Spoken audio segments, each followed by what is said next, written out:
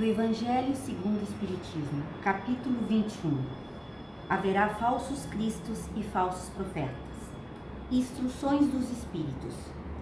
Os falsos profetas da erraticidade. Erasto, discípulo de São Paulo, Paris, 1862. Os falsos profetas não estão somente entre os encarnados.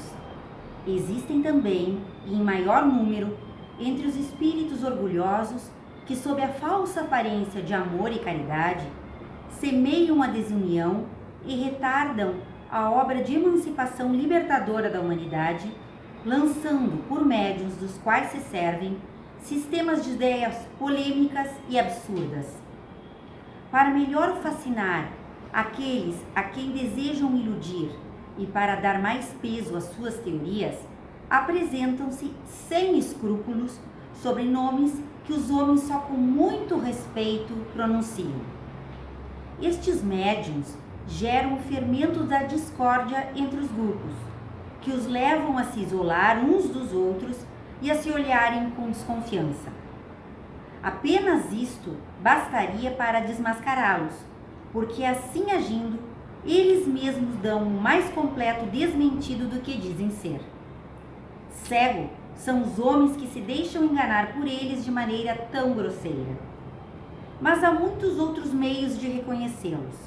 Os espíritos da ordem ao qual dizem pertencer devem ser não somente bons, mas acima de tudo devem ser altamente racionais. Pois bem, passai seus sistemas pelo crivo da razão e do bom senso e verás o que restará. Concordareis, portanto, comigo.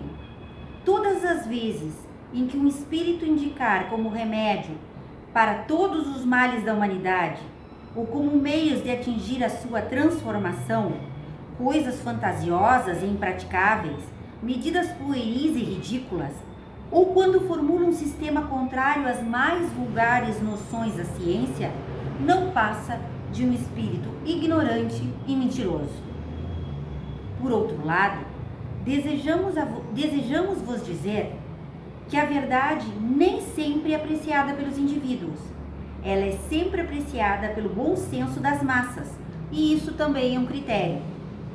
Se dois princípios se contradizem, tereis a medida do valor próprio de cada um, observando aquele que encontra mais repercussão e mais simpatia. Seria ilógico, de fato, admitir que uma doutrina cujo número de adeptos diminua seja mais verdadeira do que aquela que visse os seus aumentarem. Deus, querendo que a verdade chegue a todos, não confia um círculo restrito, faz com que ela surja em diferentes lugares, a fim de que a luz se apresente para todos em contraposição às trevas. Recusai rigorosamente todos esses espíritos que se apresentam como conselheiros exclusivos, pregando a divisão e o isolamento.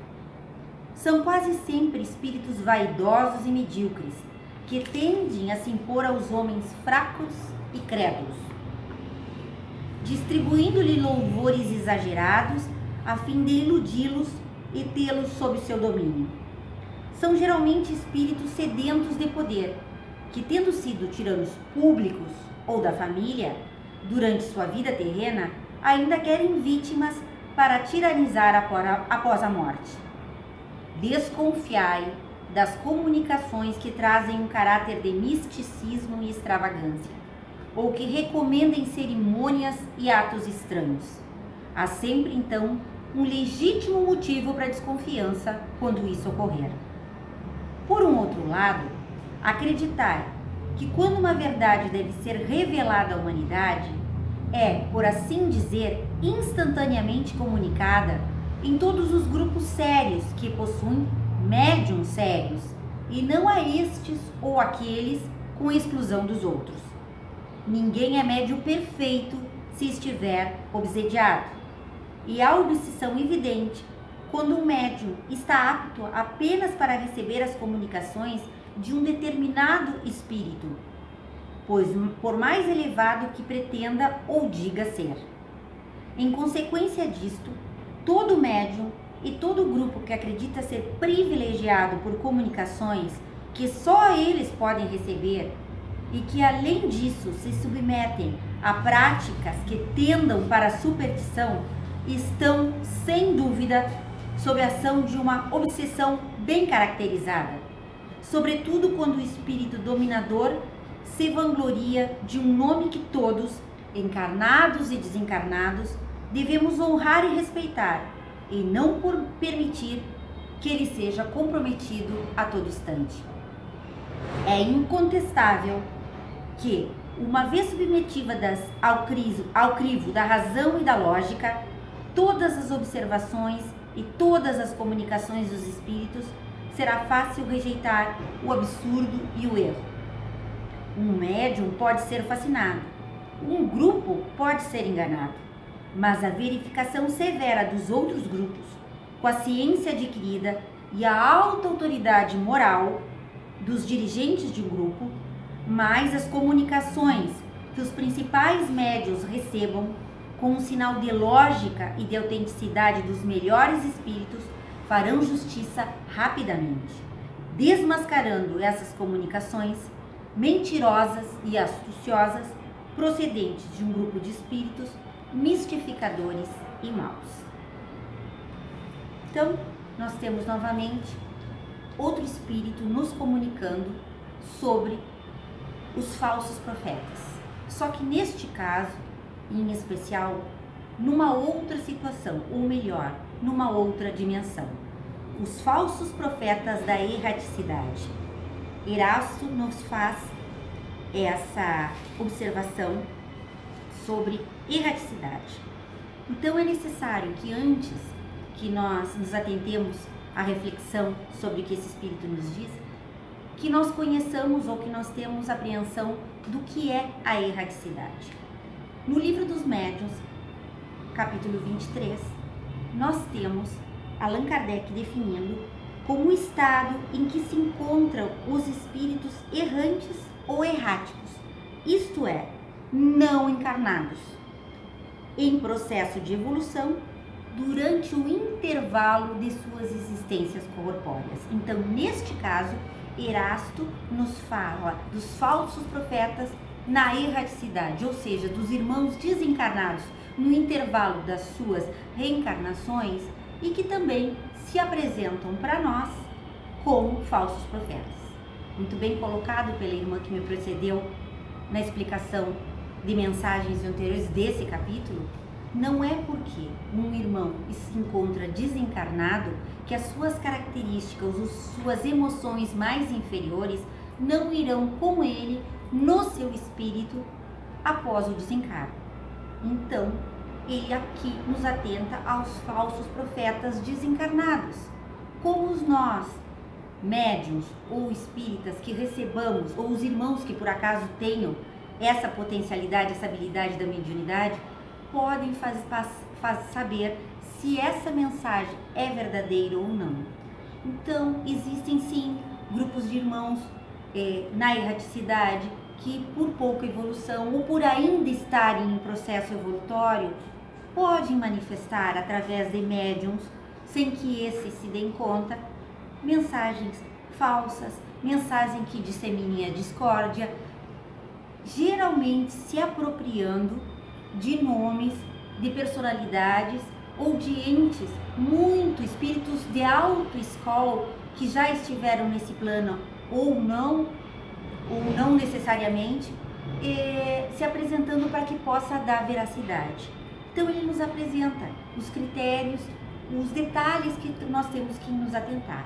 Esses mesmos irmãos, que eles porventura podem vir utilizar o nome e se apresentarem como se assim fossem, são espíritos de alto gabarito.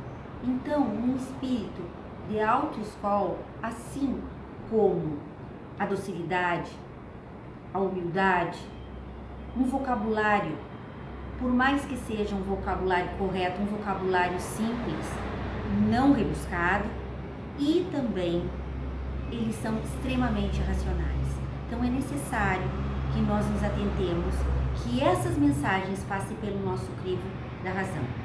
Se essas mensagens disseminarem fofocas, discórdias, isolamentos de um grupo espírita, não há como ser de um espírito de alta envergadura. Os espíritos de alta envergadura, os nossos irmãos mais evoluídos, estão aqui para nos auxiliar. E não é pregando a mistificação, a discórdia, a desunião, atitudes infantis, o misticismo, que eles vão nos auxiliar. Então, já isso serve como um parâmetro irrefutável para que nós saibamos quando uma mensagem é com teor verdadeiro ou não. E isso faz com que nós consigamos saber realmente com que finalidade que esse irmão está se manifestando.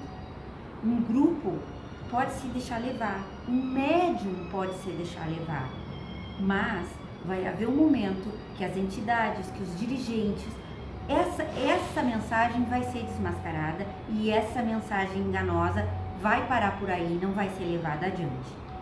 Então que nós nos atentemos, que nós vejamos, não com credulidade, mas com discernimento, a mensagem que chega nas mesas mediúnicas, por psicografias, por manifestações, e sempre tenhamos como critério a moral e o conteúdo dessa mensagem.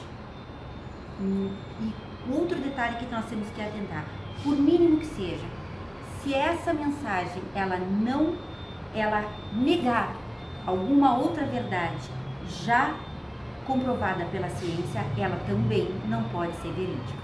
Então, se nós tivermos esse cuidado de termos o discernimento, passarmos pelo crivo da razão e da lógica, nós poderemos sim receber mensagens mediúnicas de teor verdadeiro e diferenciá-las momentaneamente de uma mensagem de um irmão que só tende a querer prorrogar, porque ele não vai conseguir impedir a evolução da humanidade e o auxílio dos nossos espíritos, dos nossos mentores, mas que nós estejamos atentos às nossas instituições e essas mensagens para que nós possamos fazer com que elas não sejam propagadas.